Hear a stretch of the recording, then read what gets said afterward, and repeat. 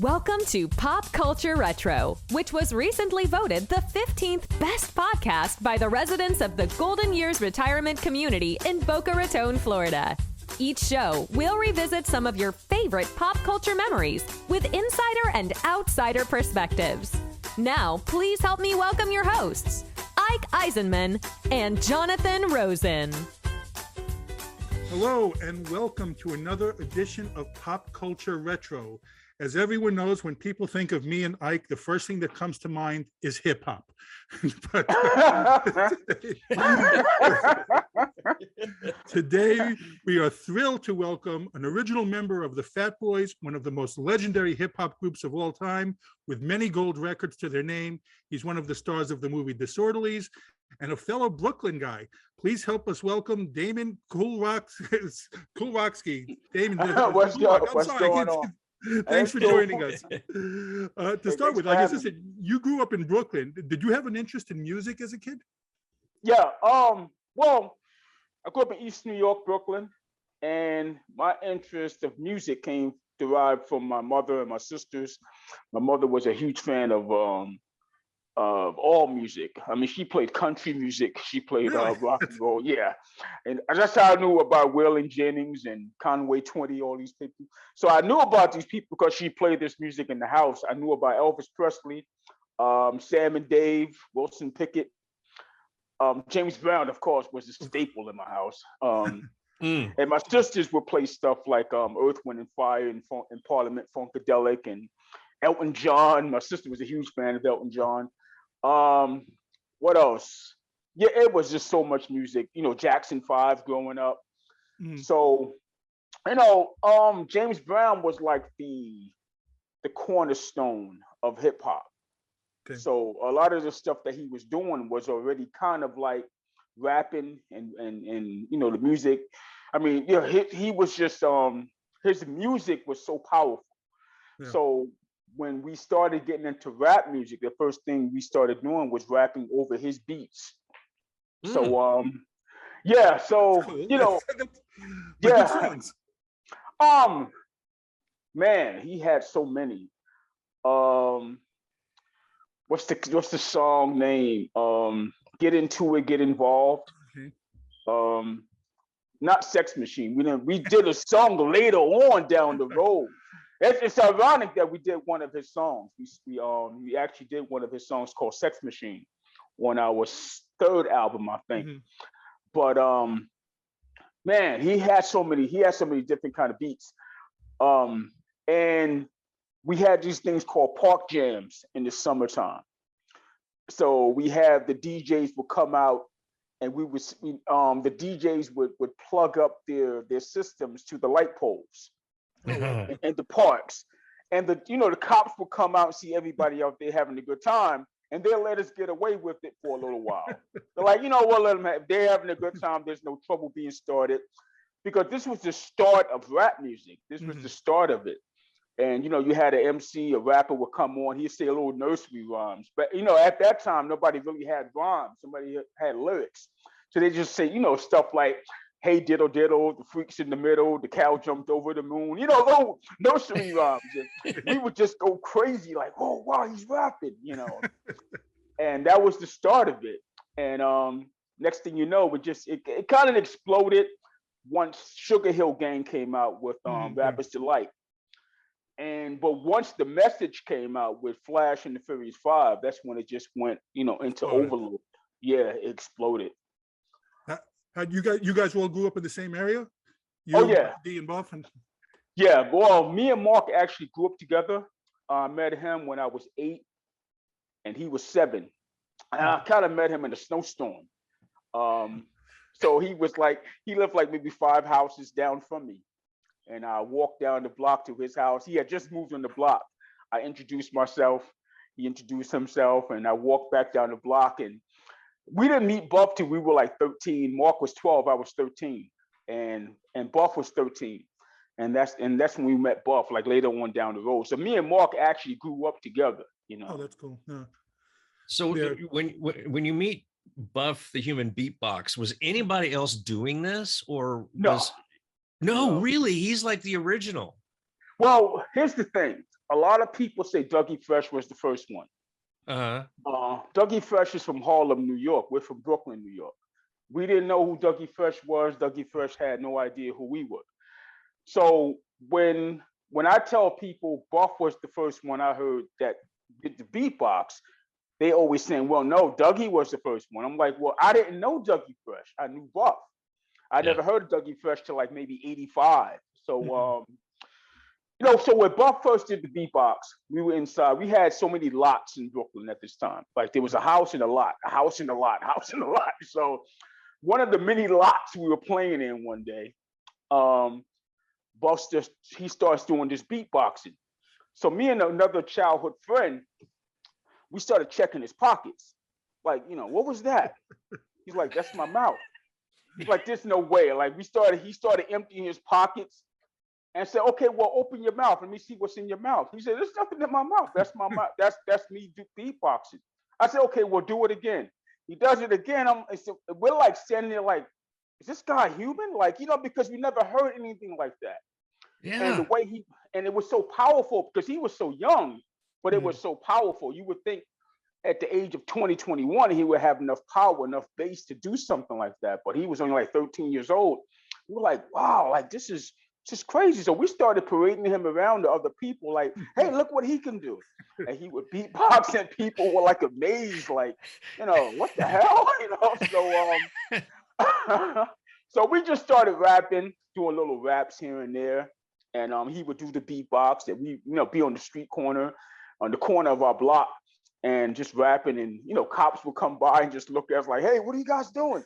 And he would start beatboxing on their microphones, you know, when they, you know, pulling someone over. And he'd be like, hey, do that again. And he'll do it over the speakers. Yeah, it was funny, man. It was just funny. But we was just having so much fun and entering talent shows. And one day my sister, she knew we were into rap music and she drove up and she said, you know, you guys are always sitting around on the porch and rapping all day. Why don't you guys join? There's a rap and dance contest that's happening. Yeah, I was going to ask about that, right? Yeah.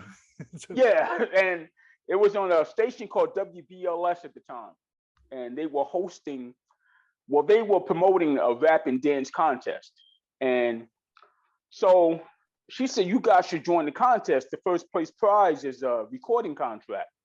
And the second place is you get some DJ equipment. So when she said recording contract, we just blocked that out of our minds. We thought about the DJ equipment. Like, you know, we can get the DJ equipment, put it in our basement, in Mark's basement, and throw parties and make money. We had no idea what a record contract could do for us. We always thought like people who were professionals only got record contracts. We're like, man, forget about the record contract. We want the DJ equipment. How old were you guys at this time? I was 14. Buff was going on 13 that summer, and Mark was 13. Wow. So yeah, so Buff was soon to be 14, like another month or so. And we go up to the contest. By the way, we snuck up to the contest. I had a very strict mother and father. Mm-hmm. So that Saturday, we sneak up to the semifinals of the contest. And it's held in the Bronx at the Disco Fever. Mind you, we never really been off the block in Brooklyn. But everybody knows us. Everybody knows like it's Kool Rock, it's Mark, and it's Buff always together. So we left like maybe 8 o'clock in the morning. We joined the contest. We got to the contest and we step inside the Disco Fever, and this big bodyguard, he puts this number around Buff's neck and says, you know, you guys are next. It's like, well, next to do what? You know, we didn't sign anything. We didn't sign our names or nothing. We get on stage and he said, what are you guys' name? We said, it's Disco 3. He said, okay, well, they're gonna call your name right after this act. We get on stage and me and Mark is like, what are we gonna do? So Mark said, well, just freestyle, just make up some rhymes. Like we'll just rap. As soon as Buff started beatboxing, the place just went freaking crazy. So Curtis Blow is out there and he's judging the contest as well. And he's just sitting there and we're like starstruck looking at Curtis Blow and trying to rap. And so we get off stage, and Charlie Stetler, who was our manager after everything was said and done, after we won the contest, he walked up to us and said, "Hey, you guys are going to be the winners." Like, he already said that we're going to be the winners. Yeah.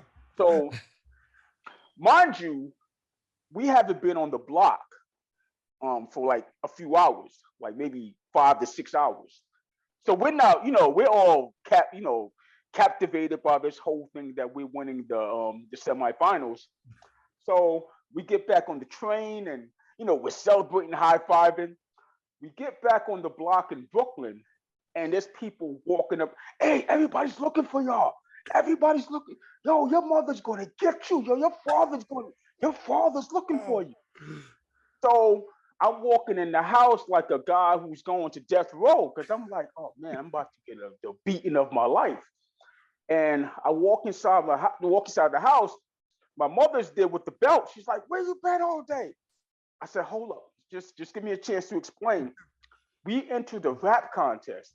She said, "What the hell is rap?" She don't know what the hell rap is. She never heard it.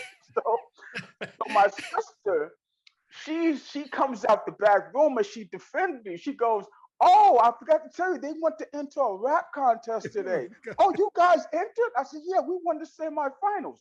So my mother, she's looking at me and my sister like, "Okay, what's going on? Somebody need to tell me something."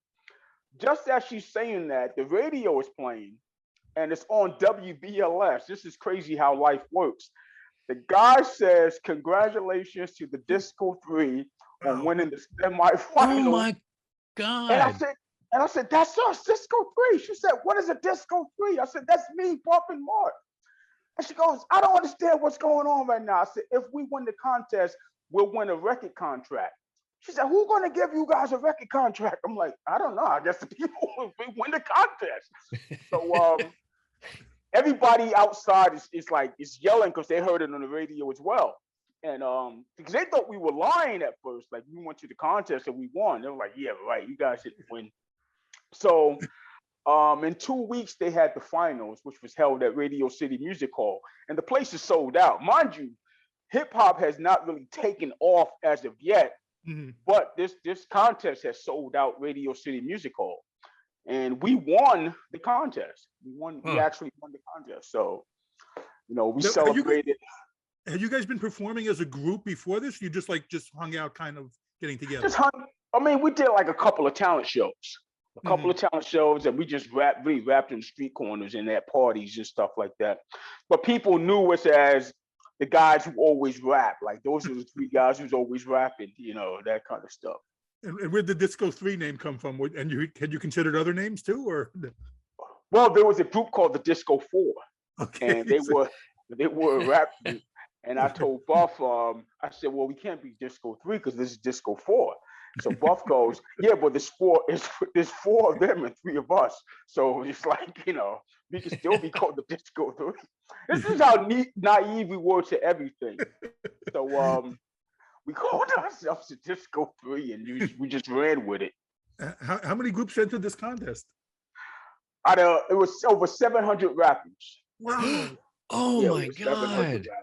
Throughout the whole tri-state area, it's like 700 rappers. Oh my God. So you win. So you guys won the contest. So what happens next? They offer you the contract? We get the contract.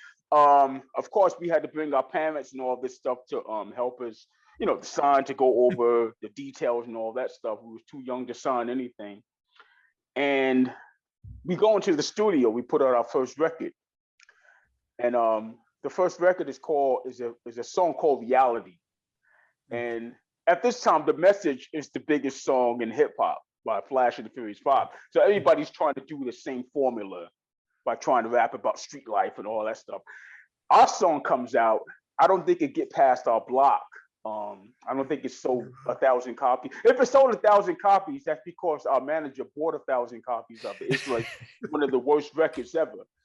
And the radio station played it because the radio station promoted the contest. So they had to play it. They're like, "We don't want to play this crap, but we'll play it." That's how bad it was. Oh no.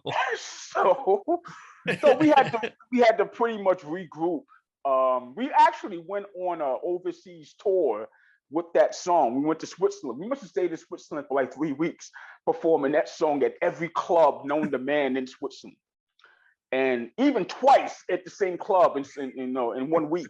Performing that one song.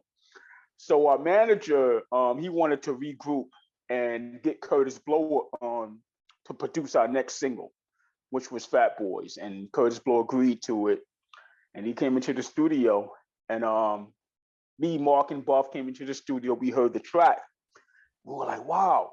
Like who? Like the chorus was saying "Fat Boys." Like that's a dope song. But who are the Fat Boys?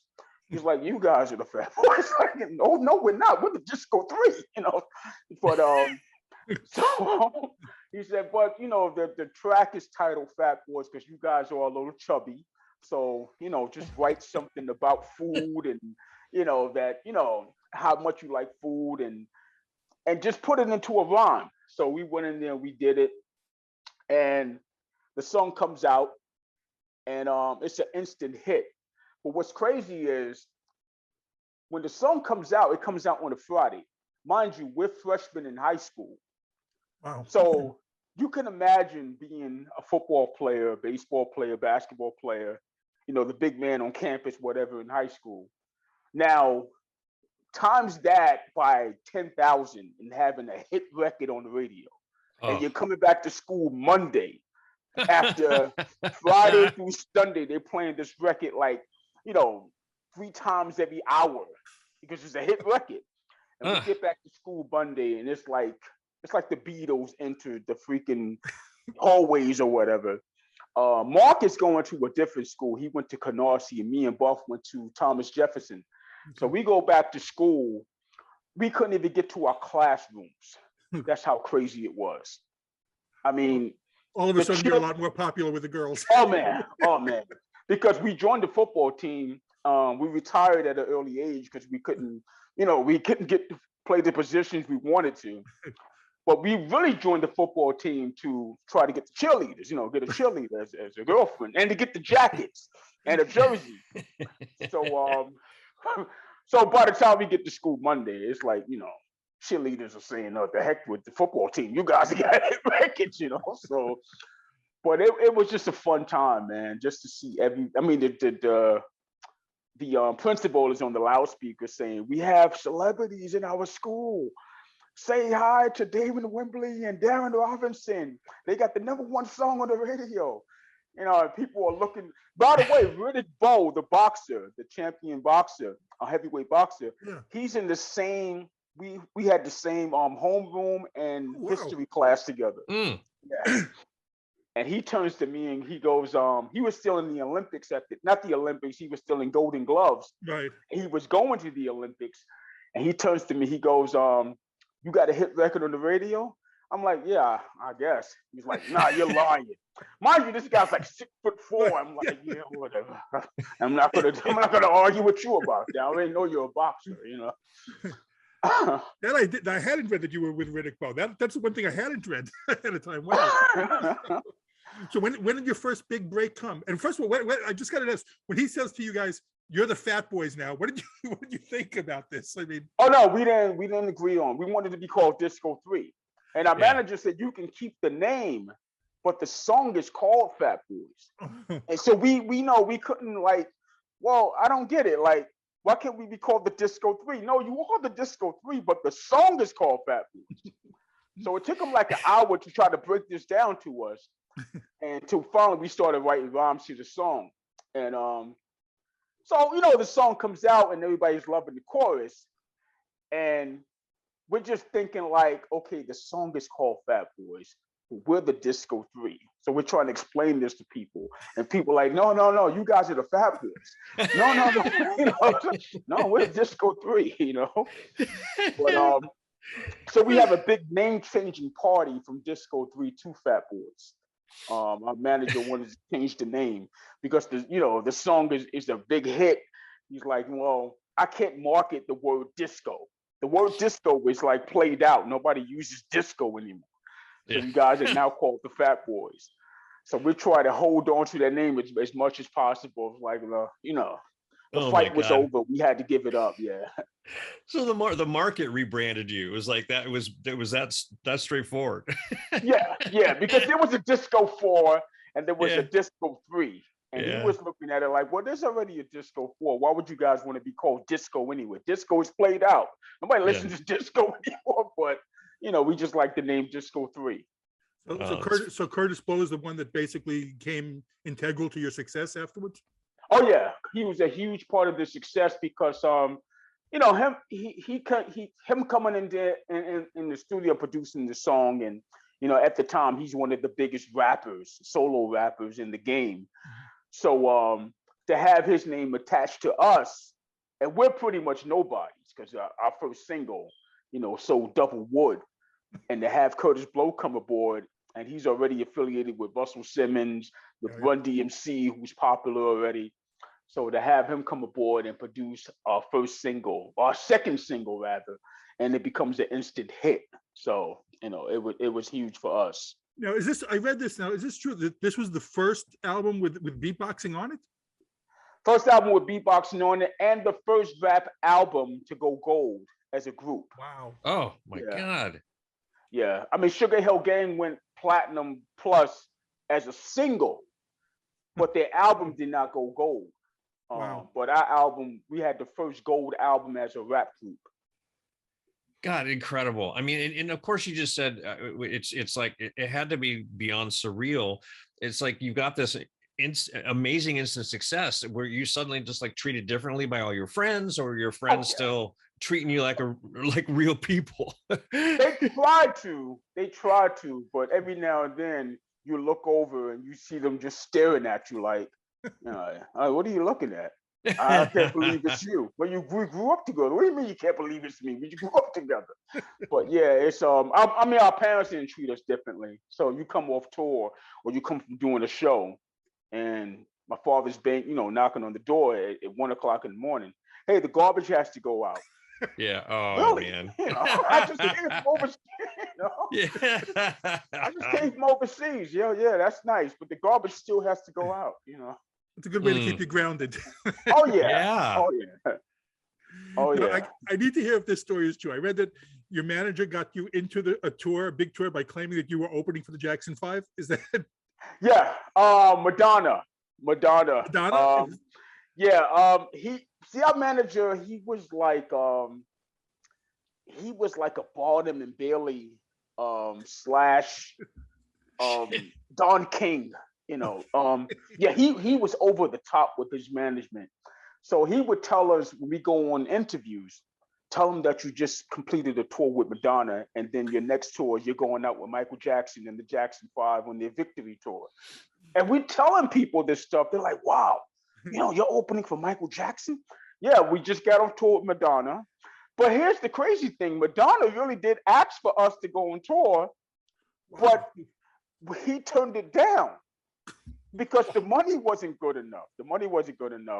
And then she went to the Beastie Boys, then she went to Run DMC to ask for them to go on tour. And they all turned it down because the money wasn't good enough. Uh-huh.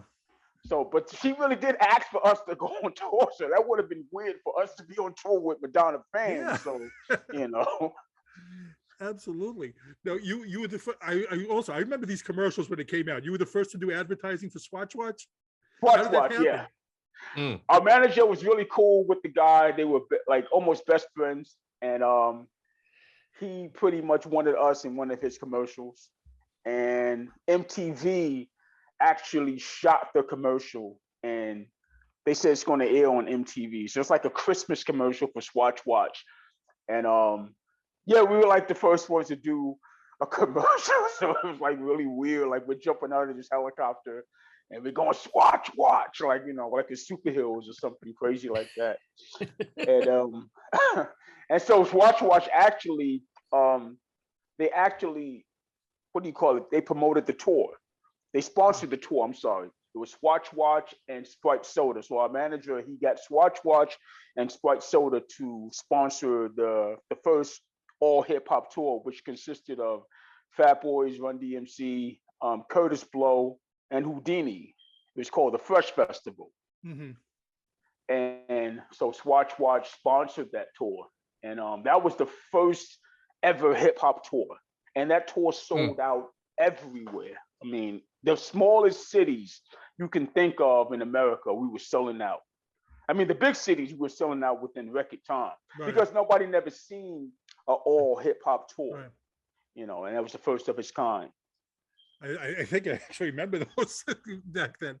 Now, but you guys also, you just mentioned MTV. You guys were the first to cross over into MTV also, right? Well, Run DMC was, I think they did Rockbox, and then after that they did Walk This Way with Aerosmith. And we came along with the Beach Boys song with the Wipeout. And yeah, so MTV wasn't really opening the doors to hip hop at that time. They would play some songs at night, like they would play our songs and Houdini's songs and Run DMC song. But once Walk This Way came out, it was like, you know, the floodgates were open, you know. Was there any sort of ever rivalry with Run DMC or any of the other groups? At first we were really, really cool with one another. But I think once they found out that we were the first to go gold. You gotta remember, Run DMC wanted to be the first of everything. With their manager, Russell Simmons. And Russell was pretty much, he was heated at me and Mark because we were teasing Russell about, hey, we went gold first. Like, you know, we already gold. You guys got to catch up to us. And Russell has a reckless mouth. I mean, he'll curse you out. And he was cursing me and Marky D out like it was no tomorrow. You mother effers, F you mother.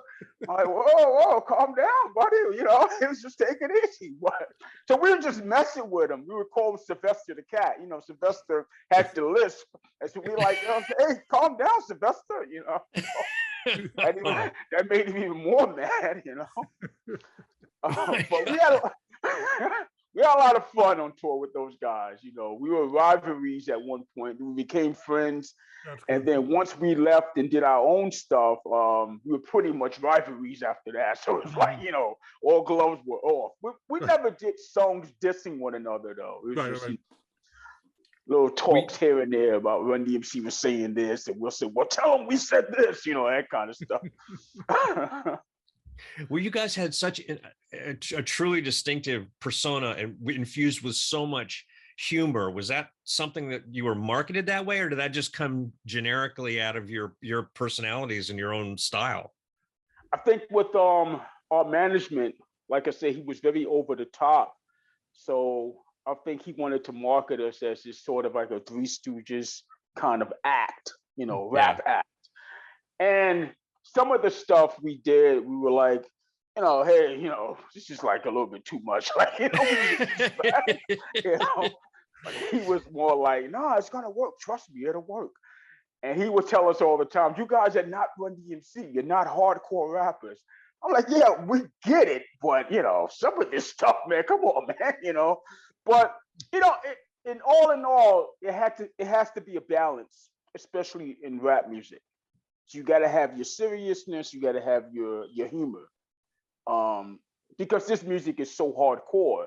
Even the funny stuff could be kind of explicit, you know. So I guess he wanted to put the point out there that Run DMC can have their fan base and Fat Boys can have their fan base, and you don't really have to be serious all the time in rap music and talk about. I mean, it's cool to talk about situations that's going on, you know, in the streets and you know, the social conscious stuff that Public Enemy or whoever is talking about. But at the same time, people do want to have fun. Nobody wants to come to a concert and everybody's just talking about, you know, sad stuff all the time. You know, you want to talk about other things. I think LL Cool J said the same thing.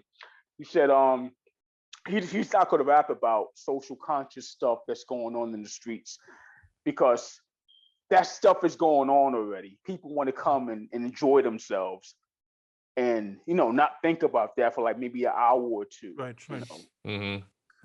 So, you know, our humor wasn't all about food. It was all about good time, having a good time and good music, you know. Well, I was fans of both. So, I mean, it was like, I gravitated more to the Fat Boys. I mean, I loved you guys. Oh, thanks, man. How did Krush Groove come about? Krush Groove came about because Hollywood seen what was going on in hip hop.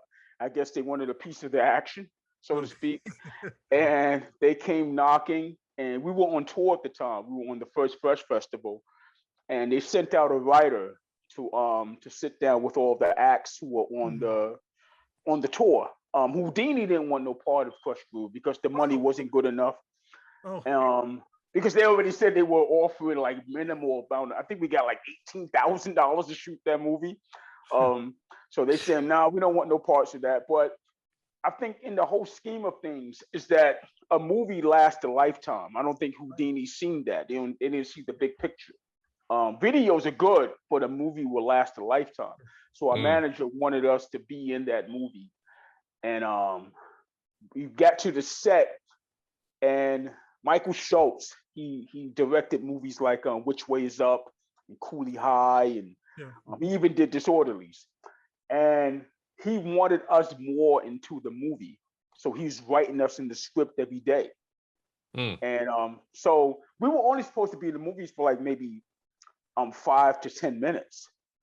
So Michael Schultz, Michael Schultz took a liking to us because Russell, once again, here comes Russell Simmons, and he's like, the movie should be about Run DMC. This is a Run DMC movie. This is not a Fat Boys movie, you know. So, so we got written into the script more and more each day. So it was like a 50-50 kind of movie.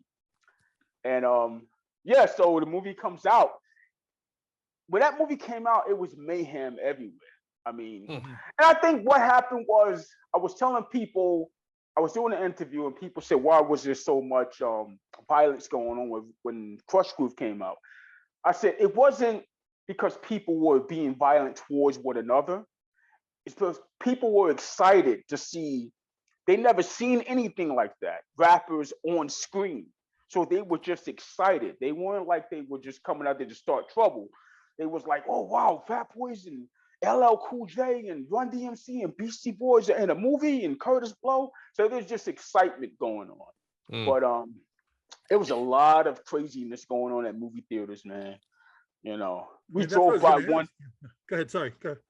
Well, we drove by one particular theater in Queens, and they were like, you would think it was like a freaking a military base. There was so many cops around the theater and barricades everywhere, and you know, and searchlights. I'm like, what the fuck is going on? Like, it was crazy.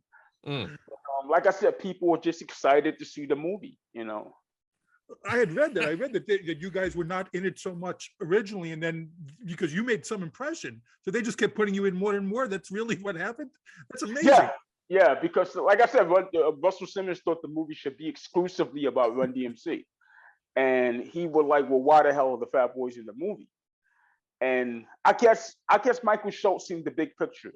You got to have a balance. Once again, you can't have a bunch of angry guys and promoting this kind of music. You got to have a balance. You got to have a good side and a serious side, a fun side, and a serious side to this whole culture of hip hop. Because if not, if everything is taken seriously, then everybody's going to be like rebellious and you know, and be at concert and start in trouble because the music is so powerful, and the music is powerful in itself. You don't need a message every song saying, you know, crazy stuff and, you know, going against the establishment kind of stuff. That's cool, but at the same time, you need a fun side. You know, I just watched it again recently, and I just kept like this. The same thing as when I was a kid. I was like, I can't wait till they get back on screen again. I can't wait till the Fat Boys come back on screen. Well, the all-you-can-eat scene, which everybody loves, we shot that. We were on tour, and we got up like 5 o'clock in the morning. We flew out. No, we left that night. We took a private jet to New York, and we were in Mississippi. We took a private jet to New York. We shot the scene at 5 in the morning. Wow. And we got back on the plane. We were like rock stars. We got back on the private jet and flew back out to Alabama and got on stage just in time. So it's like, you know, there's some kind of rock stars going on. So that was a rock star moment. When you think about that film today, what are some of your memories about working on it? Oh, some of the memories. Me and LL Cool J just having arguments every day.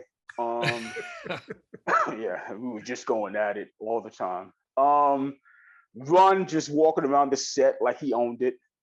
Just Run just like, this is my movie kind of persona, and I'm Run, and this is DMC, and all kinds of stuff. But the good thing was that we would come to the set every morning and we would just rap, like Run and DMC and me and Mark and Buff doing the beatbox, and we just rap every morning before we start shooting. So we had a lot of fun on that set. We were like running around. We were kids, so we were just running around the set and having fun. And here's another story. Because Sheila E. was in the movie, Prince came on the set one day. Oh, wow. Ooh. And Michael Schultz, the director, said, hey, he's telling the people in the audience that we're shooting a scene on stage with the audience out there. So it's like maybe like 50 people out there. He tells everybody on the bullhorn, Prince is coming to the set today. Please do not look at him. Don't say nothing to him. You're talking to New Yorkers. Oh. New Yorkers don't care about stuff like that. So he's coming to the set. Me and Buff are horsing around on the set, on the stage. Buff pushes me hard and I fall back. And guess who I fall back into? Oh, man. Prince. So he kind of like, holds me up a little bit. And I look back, I said, that's Prince. But his bodyguard is like the size of a tree. And he's giving me like these this guy's like, I've never seen a man so big. And this guy is freaking huge. His arms are like huge. And he's giving me like this look. I'm like, oh, sorry about that. So, but Prince just takes it in stride. He just keeps walking. I'm like, whoa, that's Prince. Prince is here, And of course, he's there because of Sheila E. But everybody's going, hey, Prince. And Michael Schultz told everybody, do not say anything to him. Like, dude, this is New York. That's out the window, right? Hey, that's out the window.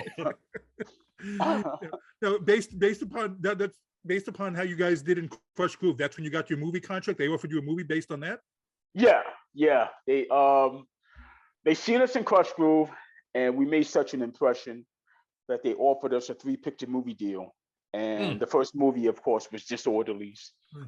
And so we shot Disorderlies. And here's a fun fact: Ralph Bellamy, who played the guy we was taking care of in the movie, he was not supposed to be in the movie. It was supposed to be Art Carney from from the Honeymooners.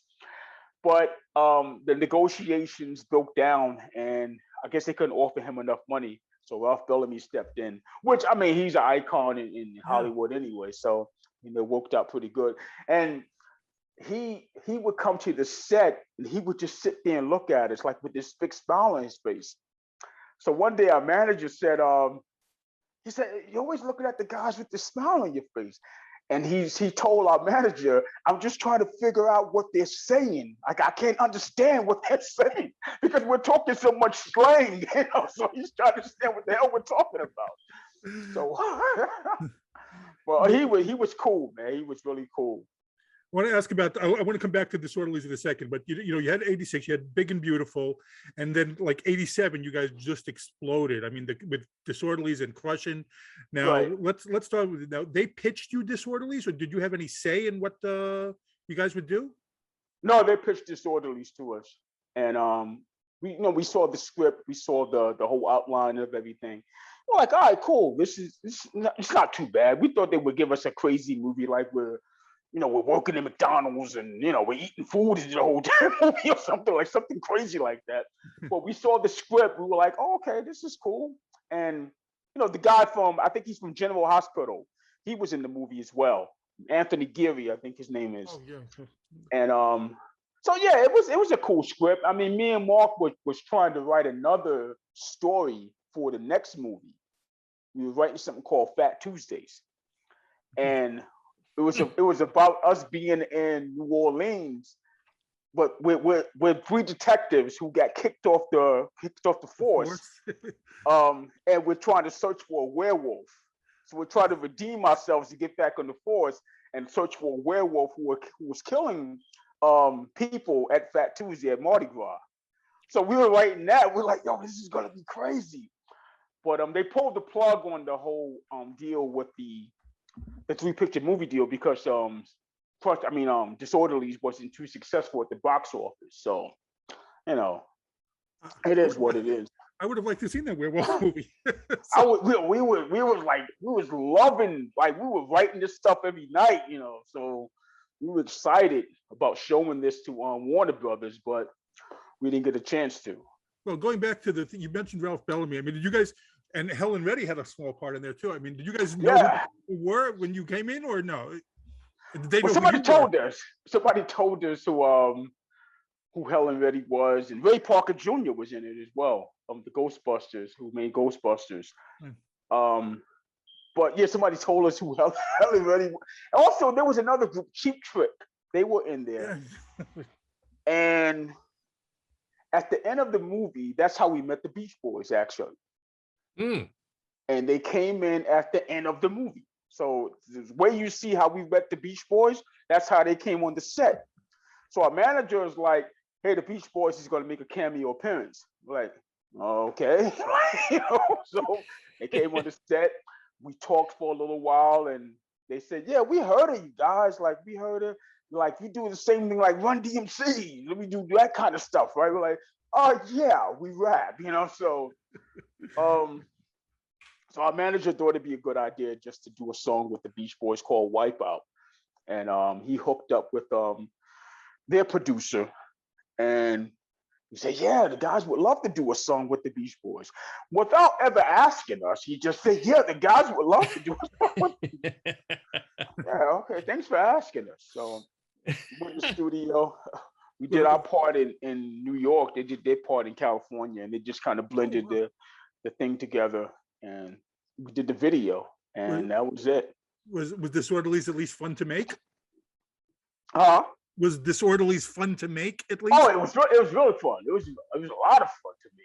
A lot of fun. Matter of fact, we shot the movie not too far from the Playboy Mansion. But suffice to say, we never went there.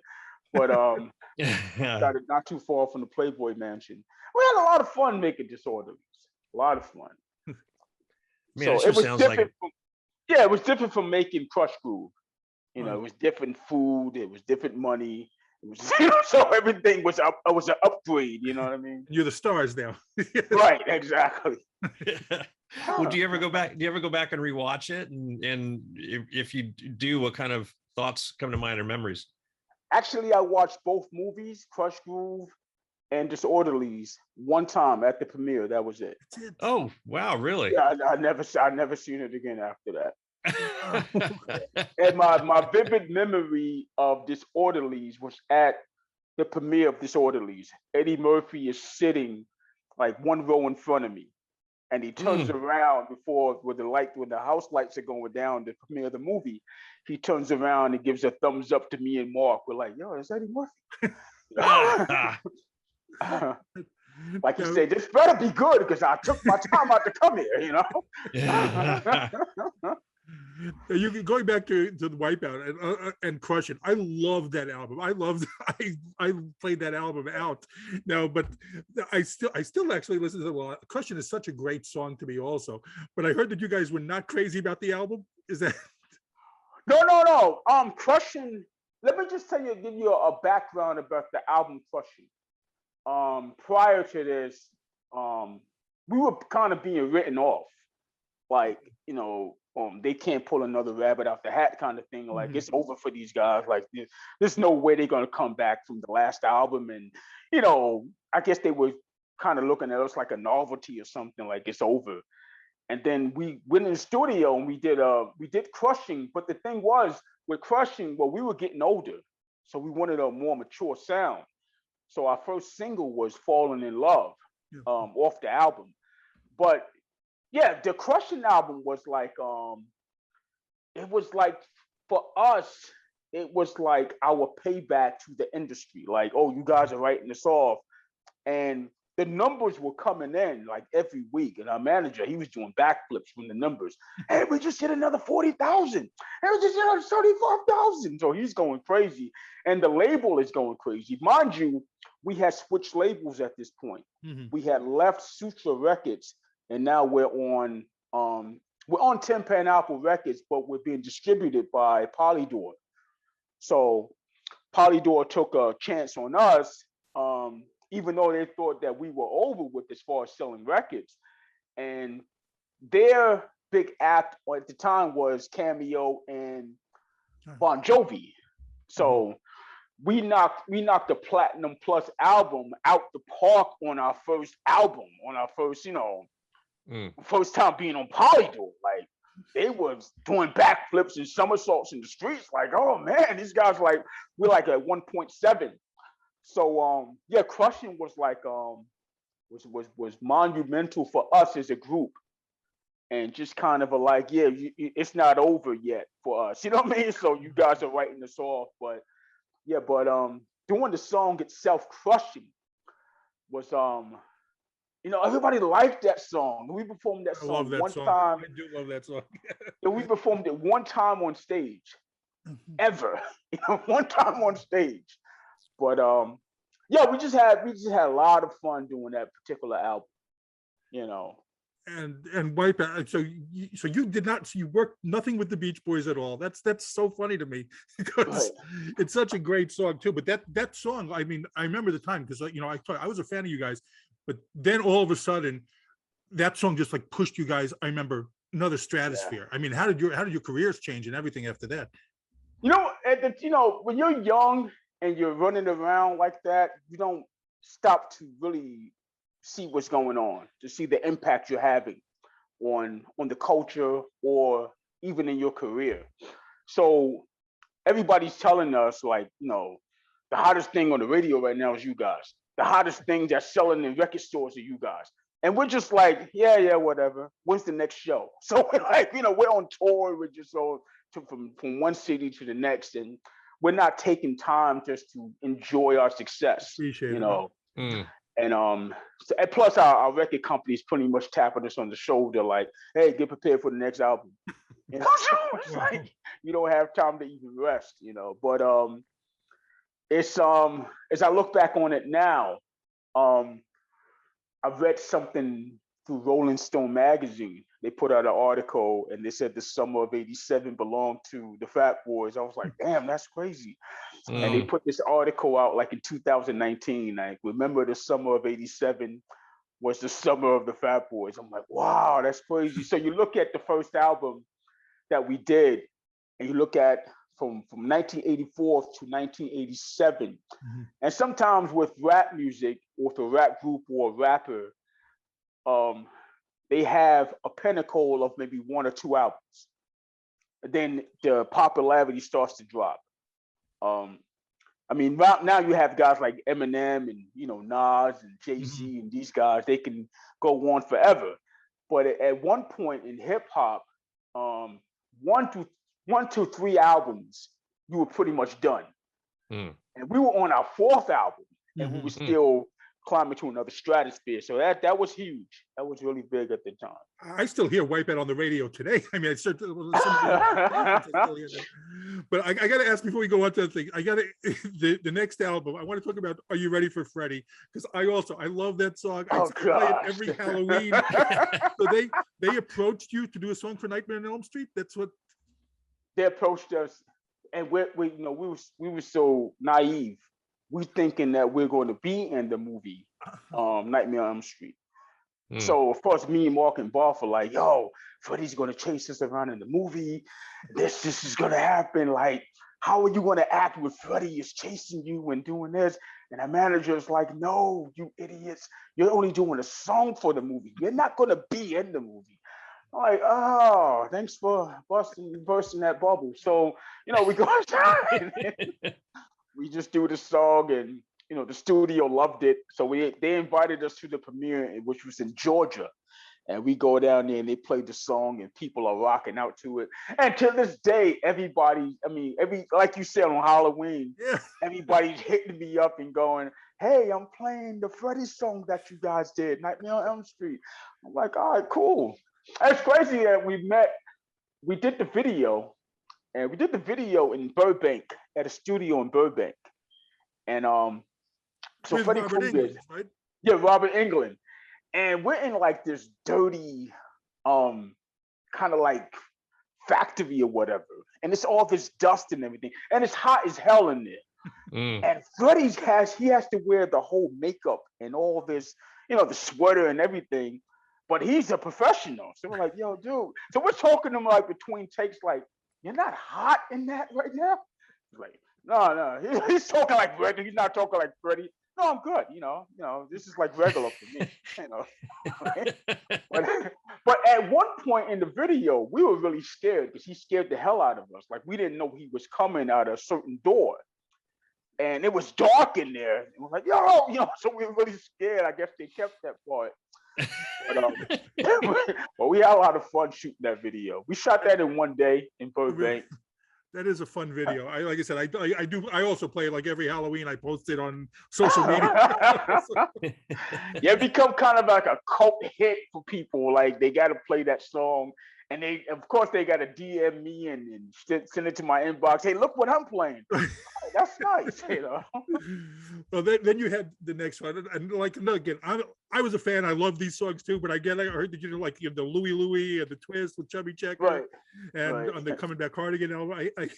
I said I love those songs, but you guys did not like those anymore. Oh no, we were done with the cover songs. That was it for us, because you know what happened was we did the Twist. We're like, okay, well, Chubby Checker's an icon. You know, our mothers and our parents was like, hey, you're doing a song with Chubby Checker. You know, when I was a kid, I was doing the Twist. Like, that's great. You know, that's cool. So we did the song and we did Louie Louie. Then our manager said, hey, I got an idea. I was thinking about doing Long Tall Sally with Little Richard. Well, like, you got to be out your damn mind. I'm not doing no damn more of these cover songs. Like, dude, we weren't even born when these damn people were out. Like, more of these songs. So, but so we didn't want to do the Twist. But once we met Chubby Checker and see how cool he was, and like, yo, this is, you know, he's a cool guy. We thought he was gonna be kind of stuck up and, you know, egotistical or whatever. And the crazy thing about it is Dick Clark. We were doing the MTV Awards, and Dick Clark was producing it that year. And he pulled us to the side and he said, hey guys, you know, Chubby Checker, I knew him since he was a kid, you know, take care of him, you know, look out for him. Like, what was it? What's going on with Chubby? You know, something going on that we don't know about? He was like, no, you know, you guys are young, you probably don't know the impact he had, but, you know, respect him and all that stuff. I'm like, yeah, we respect him, you know. It's Chubby Checker, you know what I'm saying? So, but we out, you know, he was a real cool guy. He was really cool. We also did a show with him in London. He came on at Wembley Stadium. He came on stage, and then we did the Twist out there in front of like 80,000 people doing the Twist, you know. Oh my gosh. Well, what eventually led to the breakup of the Fat Boys? The breakup happened because management and the three individuals, me, Mark, and Buff, were getting older. And upon us getting older, we didn't want to do the kind of music that they wanted us to keep doing. We wanted to expand our music and our sound because we're getting older. We can't do this kind of cover songs anymore and all this kind of stuff. And so there was like a communication problem with management and us. So the thing is, we're young at the time, but we're still kind of egotistical. He's egotistical. So, you know, nobody wants to come to the table and try to make amends or anything. So we kind of just lost communication with one another. We were getting shows here and there, and he was saying, hey, you guys got a show here. You got to get a show here. I'm not going to make it out there with you. If you want to do it, you can. If you don't want to do it, don't do it. So we kind of just, you know what, once this contract is up, we'll just split, you know, go our separate ways. and we'll be done with him, and he'll be done with us. So that's kind of what we did. It was we went on the radio. We went on the radio on Hot 97. No, I'm sorry, 98.7 Kiss FM, and which was like the #1 station at the time. And we did like a 2-hour interview of us breaking up with management. We said some things that he didn't like, and it got back to him, and so it was like a big thing going on. But yeah, I remember, like I said, we were young, and we really wanted to rid ourselves of one another and with him, And when I say rid ourselves of one another, like, we've been together since we were like 14 years old. At this time, we're like 22, 23 years old. And we're like, listen, I'm done with the music for right now. Maybe we can come back some other time and do some other stuff. And, why don't you go this way? I'll go that way. And you go north, south, and east. You guys just chill over there for a little while. I'll chill over here. And we kind of agreed on that. And it was kind of like, you see somebody every day. When you're on tour, you have to see someone every day. Right. And if you're doing shows 7 days a week, you got to see this person. Then when you get home, Buff the Human Beatbox, his favorite thing was, I would tell him in the limo going home from the airport, listen, I've seen you for like 3.5 months. I don't want to see you for like maybe 2 weeks. I need a break from you. And he would say, all right, yeah, no problem, man. Within an hour, he's at my house blasting music in his car. Yo, let's go hang out. What the hell? What? Like, dude, come on, man. Oh, I don't want to see you right now. So wow. And not long after you guys broke up, he passed. And what are your memories of him? Oh man, Wolf was just a fun-loving guy. And what the thing with him is that he was getting better with his producing. Mm-hmm. And had he been alive today, I think he probably would have been one of the best producers out there as far as hip hop music and all this. And he was getting better and better because he was musically inclined to begin with.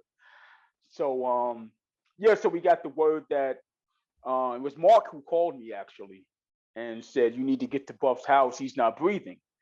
I'm saying he's not breathing. Because at first I didn't answer the phone. He said, Mark kept calling me. And I seen it was like maybe 1:15, 1:20 in the morning. And I'm like, why is he calling me? He must be at Buff's house. They must be having fun over there in the studio. I'll see him tomorrow. This is like on a Saturday morning, a Saturday night.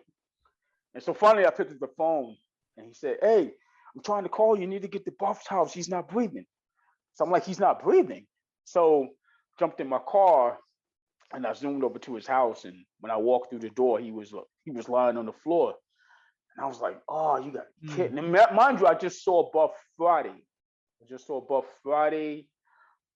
4:00, around 4:00, 4:05.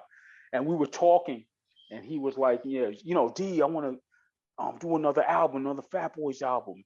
And we're going to put it together. I'm like, yeah, let's do it. Let's put it together. It's been long enough. We should do another album. So when I left his house, I just had this strange feeling came over me, like, something you couldn't shake. And I just thought like probably anxiety or something like that. But so it was crazy, man. It was really heartbreaking because his son was there and we was trying to keep his son from coming downstairs. He was only like maybe 3 years old. Keep his son from coming downstairs to see his father laid out on the floor like that. And but yeah, it was heartbreaking. I got to say, I on social media, I mean, I reached out a couple of times to Marky D through the years, and each time I did, he answered, and I saw him do the same thing for other fans. He seemed like incredibly gracious and everything. Yeah. Did you keep a relationship with him through the years? Yeah, me and Mark. Matter of fact, I proposed a song to Mark. I would say, wow, maybe 2 weeks before he passed away. And he said, why should we do a song together? I said, I don't know. I said, I just think we should put a song out for the fans. And I said, I'm not really into it 1000%. I'm just shooting the idea. I said, maybe tomorrow I might fall back and say, forget it. But just think about it. And he was like, oh, okay. So I proposed a song to him. It's a song that we should do. He was like, oh, I like that. We should try to put something together. I said, yeah, well, just think about it. I said, maybe tomorrow I'll have a different feeling about it and be like, I don't want to do it. And actually, my phone was off. I had turned my phone off. And when I turned my phone back on, I had no idea what was going on. When I turned my phone back on, I started getting all these text messages, like these beeps were coming through my phone. And I'm like, what the hell? And I had all these missed calls from like maybe 30 people. I'm like, what the hell is this all about? So I finally looked at one of the text messages of somebody that I actually was cool with, that me and Mark was cool with. And the text message read, yo, you need to respond to people. Mark passed away. Oh, wow. And my heart, like, it's just like, I said, what?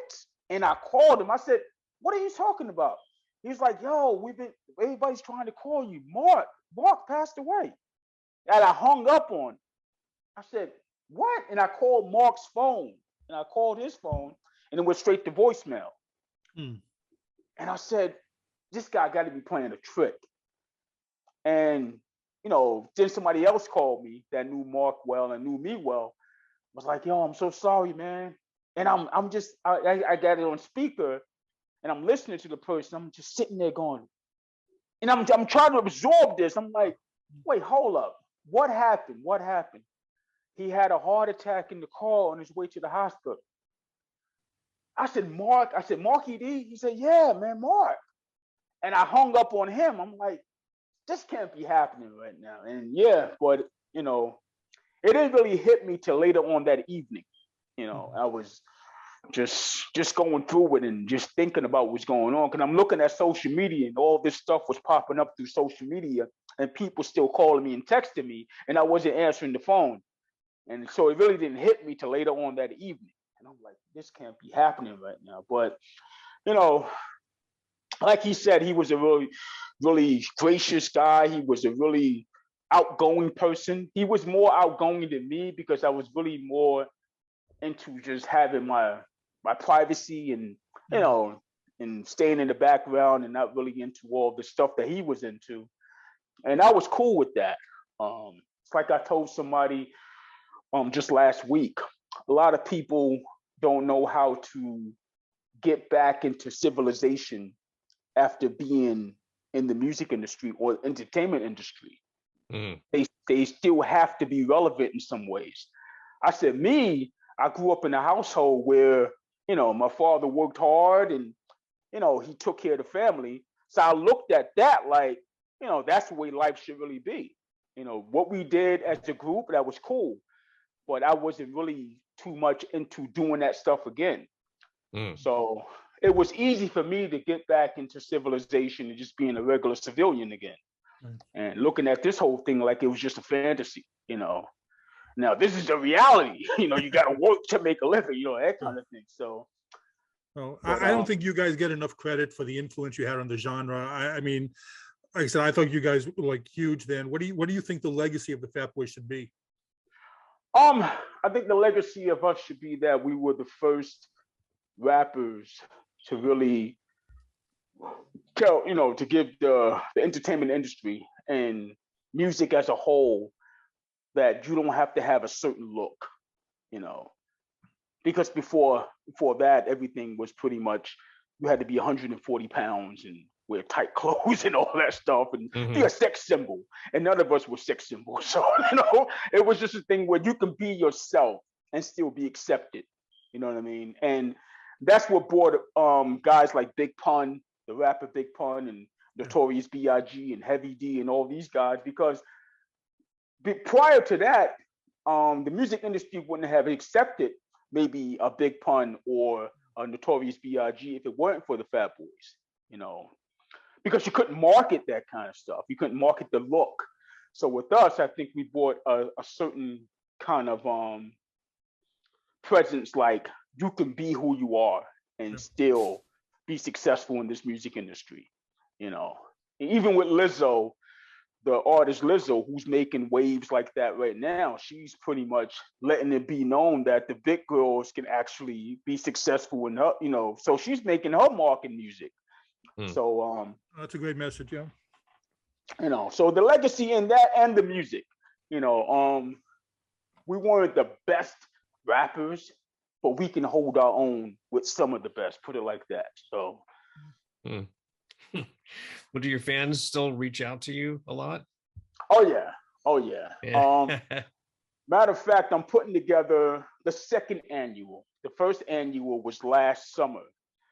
I'm putting together the second annual classic hip hop and R&B cookout. So last year I dedicated it to Marky D and Ecstasy of Houdini, who passed away as well. And so this year I'm putting together another. I got Dana White as a sponsor. You know, Dana White's a huge fan of the group. So he reached out to me, said he wanted to be, I wouldn't say part of my life, but he said that we had such a huge impact that he felt obligated just to be friends with me, and, you know, because he loved the group so much. Like, well, you're the last guy and I don't want to lose you, that kind of thing. I'm like, you know, so I went to one of his events in January in Madison Square Garden, and we hooked up, and he's a sponsor now for the event I'm putting together. Wow. So yeah, so Dana White is, you know, he's instrumental in wanting to keep the Fat Boys legacy alive, you know. Well, if you do something, you're welcome back anytime here to talk about it. We'd Oh, love to have you. definitely. So we'd love to have you there. Now, do you have any plans to go on tour again, maybe, or? You know what? There was going to be a welcome to the 80s or back to the 80s kind of tour. And some people was reaching out to me and Mark at one point when he was still alive, and we were going to do it. And so, you know, you never know. If somebody wants me to host that kind of tour, an 80s tour, I can do that. Do a couple of songs from the group. As long as you perform, then I'm all for it too. Yeah, you know, of course I gotta perform. You know, maybe I won't perform the twist, but I will perform Wipeout. And I'll stay away from that. But I will perform Wipeout. You know, another song, maybe Can You Feel It or something like that. Well, I got to tell you, it was a real pleasure having you here today. Like I said, I'm a big fan. I told all my friends, my Brooklyn friends, and they were really jealous today. I got to tell you, they were extremely jealous that you were going to be on. And like I said, I grew up listening to you, and this is a real pleasure for me. And like I said a few minutes ago, anytime you want to come back, you are welcome back. And I got to shout out to Samantha for making this happen. Your rep here, so yeah, our publicist, Payne and behind Samantha LaBelle. But again, and thank you so much for being here today. Oh, thanks for having me, man. And you know, thanks to you two guys for loving our music, for loving what we did, and you know, I appreciate you. Well, thank you. And this has been Jonathan Rosen with Ike Eisenmann, and we want to say special thanks to Kool Rock from the Fat Boys. And this has been Pop Culture Retro, and please subscribe. Thank you for listening to Pop Culture Retro, where no one was hurt during the making of this podcast.